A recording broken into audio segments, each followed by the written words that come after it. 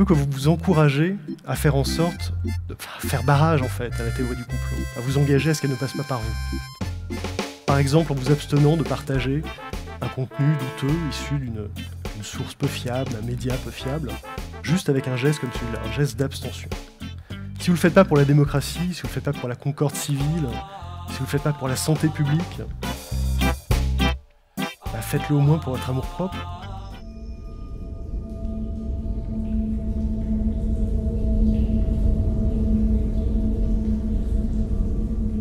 Le monde souterrain, par sa richesse infinie et inviolée, hante l'imagination de l'homme. Ce domaine mystérieux ne se révèle que rarement. La caverne obscure et profonde inspire la terreur et la superstition. Ces bouches de l'enfer, accessibles après un long parcours dans les entrailles de la terre, peuvent servir d'initiation pour en revenir transfigurés.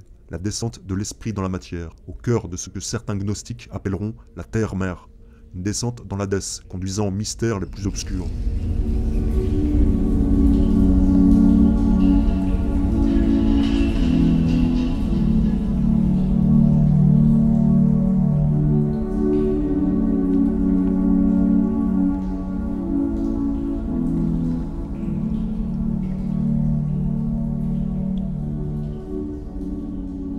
Les sociétés secrètes modernes de type maçonnique sont la descendance des religions antiques dites à mystère. Les archives rapportent que ces cultes à mystère avaient un attrait tout particulier pour le monde souterrain, l'univers obscur des arcanes interdites aux profanes. Nous allons voir que la franc-maçonnerie contemporaine a elle-même une accointance toute particulière pour les cavernes et autres grottes des profondeurs. Voici une série de sites souterrains, cavernes ou mines, accaparés par des loges maçonniques. Ce sont les plus connus, il en existe probablement des centaines, voire des milliers.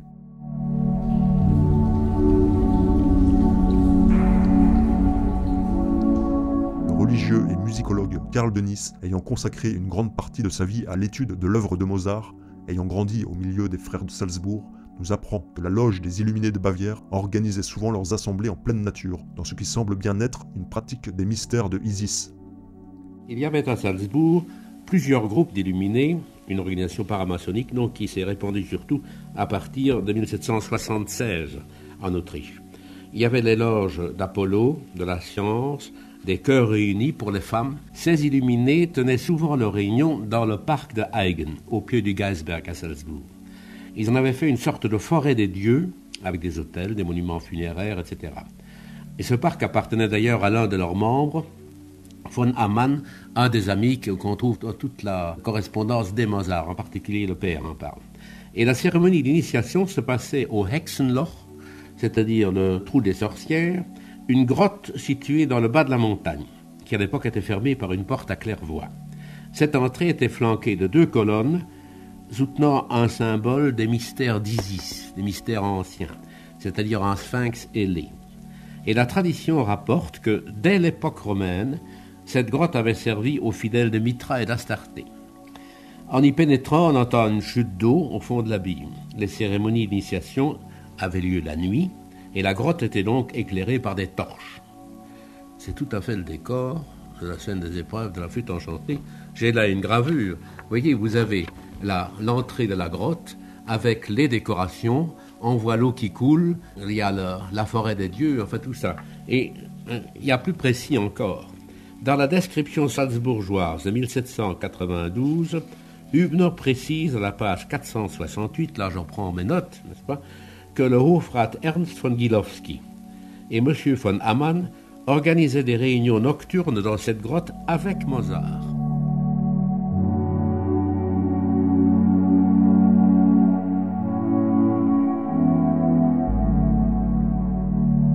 Les grottes et les cavernes étaient en effet des lieux propices aux sombres initiations, notamment l'épreuve par les éléments avec une mort et résurrection symbolique aboutissant à l'illumination. La franc-maçonnerie n'est rien d'autre que le véhicule des mystères égyptiens dans un contexte où on les a oubliés. C'est ainsi que la grotte hermétique, grenier souterrain à savoir, et lieu de l'initiation, devient l'emblème de la sagesse secrète. On en trouve dans presque tous les jardins que les riches francs-maçons se firent faire dans les dernières décennies du XVIIIe siècle.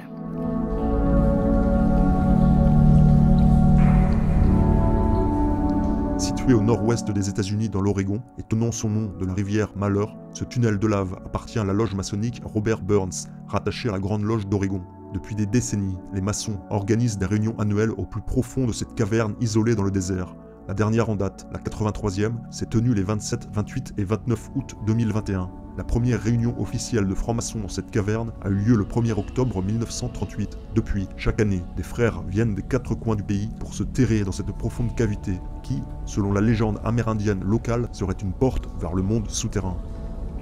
La seule fonction que l'on puisse alors raisonnablement attribuer à ces installations extrêmement ambitieuses était la création d'un espace soustrait au regard du profane et réservé à la religion ésotérique. La thèse de Warburton se trouva alors définitivement validée par les découvertes de l'archéologie et la mise au jour de l'Égypte souterraine. Cet antagonisme entre religion populaire, publique et garante de la pérennité de l'État, et religion secrète, philosophique, des mystères, s'exprimait en Égypte sous la forme d'une opposition entre architecture visible et architecture souterraine.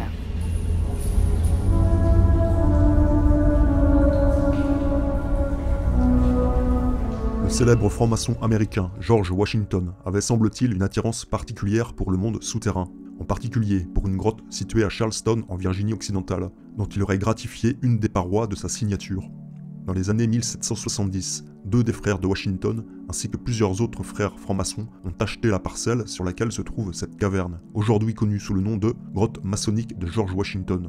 Au fond de cette cavité se trouve une chambre arrière accessible après avoir traversé une piscine d'eau froide de 15 mètres. C'est là que se tenaient les réunions de la loge maçonnique. De nombreux emblèmes et symboles maçonniques sculptés sont encore visibles, ainsi qu'une sorte d'autel. La dernière réunion maçonnique officielle tenue à l'intérieur de cette caverne a eu lieu en 1844.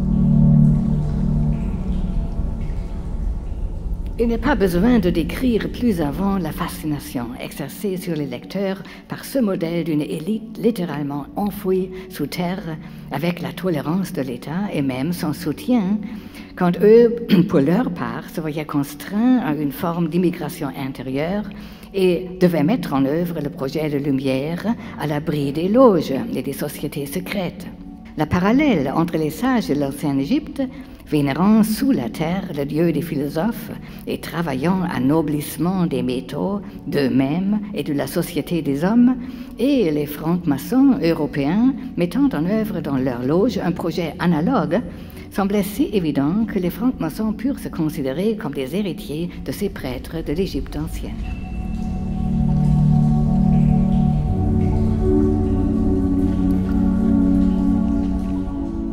Situé aux États-Unis dans le comté d'Amador en Californie, le site Volcano possède des cavités rocheuses ayant servi également à des réunions maçonniques dès la fin du 19e siècle. Aujourd'hui, le site est la propriété de la loge dite Volcano.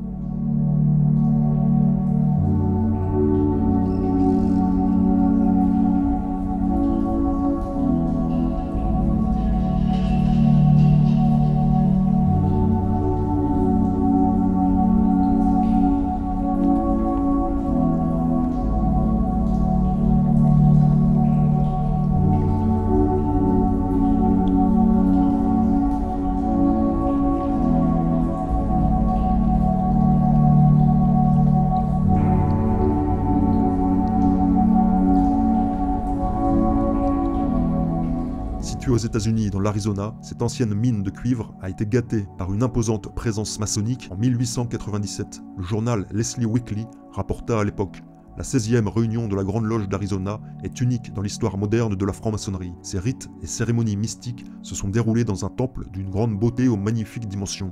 Un lieu où jamais auparavant nous n'avions entendu résonner le son du marteau et de la truelle, à plus de 60 mètres sous terre. En 1967, ce sont plus de 1800 maçons qui se sont réunis à Salem, dans l'Indiana, pour célébrer le 150e anniversaire maçonnique. Ils n'ont pas choisi un site au sommet de la montagne, mais à l'intérieur d'une des plus grandes carrières de calcaire de l'État. Des réunions maçonniques similaires ont également eu lieu dans une carrière à Marietta, dans l'Ohio.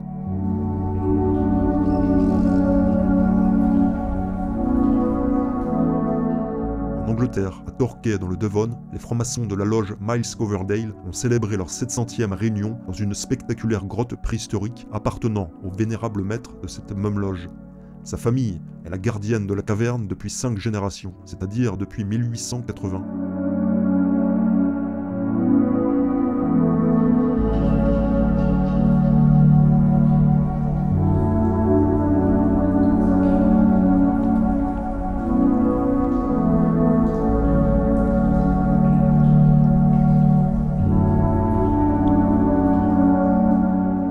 Le parc national des cavernes de Carlsbad, le parc aux 119 grottes, a également accueilli dans ses entrailles des rituels maçonniques. De gigantesques chambres souterraines criblées de stalactites font la renommée de ce site. En parcourant le numéro 83 de la revue The New Mexico Freemason, nous y trouvons la photo d'une réunion maçonnique au cœur d'une des chambres souterraines de Carlsbad. Les frères expérimentent-ils ici la reliance à la terre-mère ?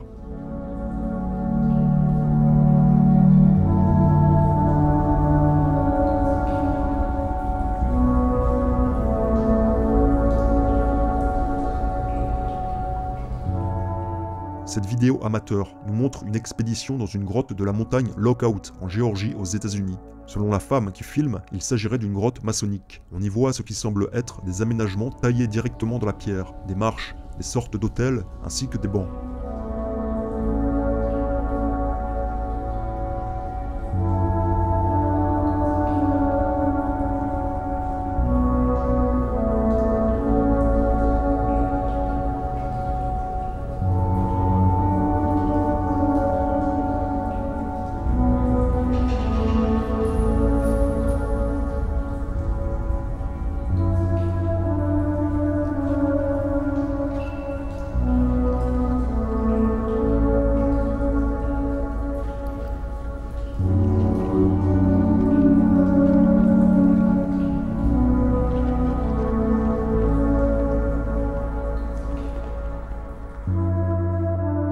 So the Freemason, on a regular basis, hold meeting in this cave to remind them that Solomon was the first Freemason. Aussi appelée la mine de Salomon, cette grotte située à Jérusalem a été gâtée par la présence maçonnique dès 1868, lors d'une cérémonie présidée par le grand maître de la Grande Loge du Kentucky, les francs-maçons d'Israël. Ils tiennent donc une réunion annuelle depuis les années 1860.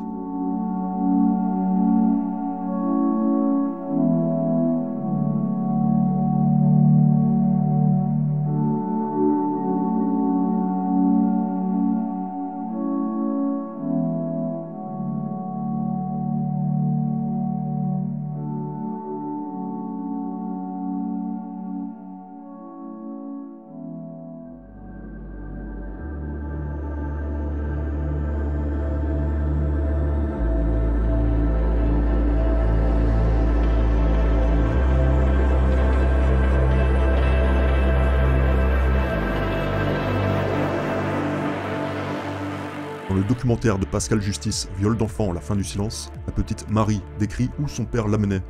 On descendait dans un labyrinthe où il faisait froid et c'était noir, ça avait l'air d'être un sous-sol. C'était une grande salle, comme une grande grotte en forme de cathédrale, de crèche. Il y avait là beaucoup de monde. Elle décrit comment les enfants étaient violés et torturés dans ce souterrain, mais elle affirme également que d'autres étaient tués et sacrifiés dans une sorte de rituel religieux.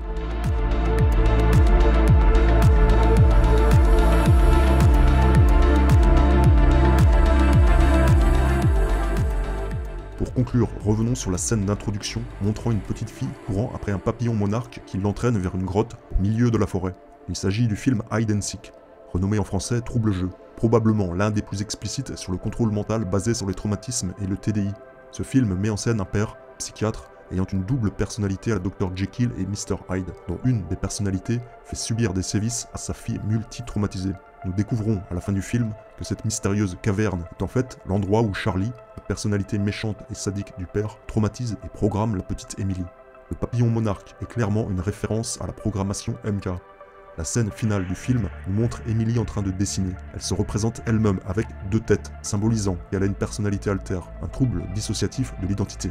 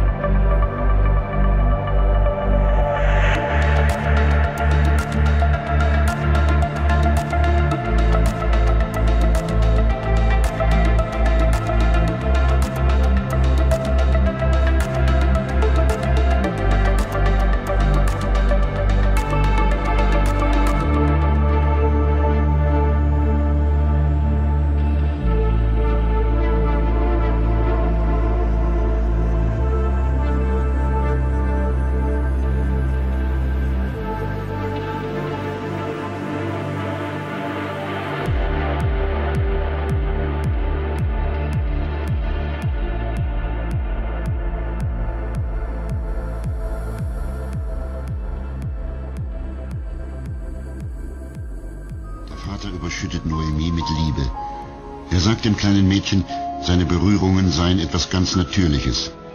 Sie wird ihm hörig. Und er verrät ihr schließlich sein großes Geheimnis. Ein unterirdisches Kellersystem, darin Kinder, eingesperrt in Käfigen.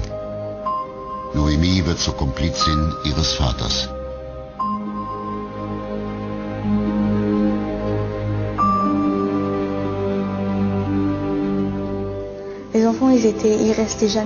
Die Kinder blieben dort unten niemals lange am Leben.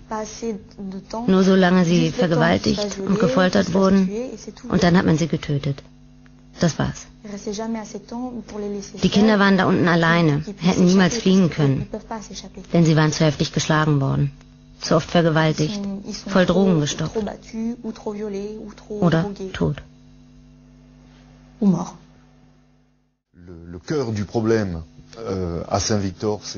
Das Problem an Saint-Victor, an diesem Fall, ist jedoch, dass die Existenz der unterirdischen Gänge komplett verneint wird. Berthelot machte damals bei der Polizei eine schriftliche Aussage, in der er jedoch die Existenz der Gänge bestätigte. Deshalb sind wir mit ihm noch einmal nach Saint-Victor gefahren, um uns zusammen anzuschauen, was er damals recherchiert hatte. Afin qu'il puisse nous montrer et revoir ensemble les éléments qu'il avait trouvés à l'époque. Près du château, nous avons retrouvé... Nicht weit von dem Schloss entfernt haben wir einen Eingang zu einem unterirdischen Gang gefunden. Einen Eingang, der mit einem Stück Blech bedeckt ist und in dem sich giftige Schlangen befinden. Es handelt sich um einen unterirdischen Gang, der schon seit Jahrhunderten existiert, aber heute für uns nicht mehr zugänglich ist. Denn schon nach circa einem halben Meter kommt in den Gang eine Mauer aus Stein. Qui date de plusieurs siècles et dont nul ne pourrait nier l'existence. Un peu plus haut, au-dessus de la route. Etwas höher, oberhalb der Straße im Wald, gibt es einen weiteren Eingang, der heute mit einer Betonplatte verschlossen ist und der laut unserem Plan in direkter Verbindung mit dem ersten Eingang steht. Qui n'est donc plus accessible, mais qui est une communication avec la première que nous avions. Noemi spricht von einem weiteren Gang, der auf direktem Weg die Dorfkirche mit einem roten Haus verbindet, das Haus, in dem ihr Vater wohnte und als Tischler arbeitete. Et dans lequel il exerçait sa profession, ébéniste. Nous sommes entrés à l'église. Wir sind in die Kirche gegangen und der Eingang, der von den Kindern beschrieben wird, unterhalb des Altars, ist zubetoniert. Man sieht deutlich, dass das erst vor kurzem passiert sein muss. Bouché, et on voit très bien qu'il a été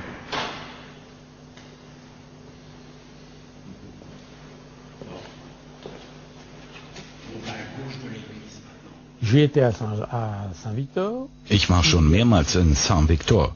Es gibt da unterirdische Gänge. Ich hatte damals die Gelegenheit, davon Fotos zu machen.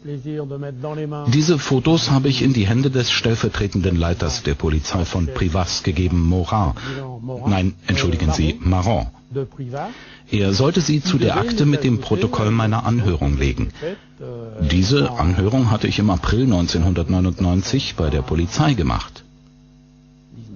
Doch die Akte ist ganz plötzlich verschwunden. Weder die Fotos noch das Protokoll meiner Anhörung sind aufzufinden.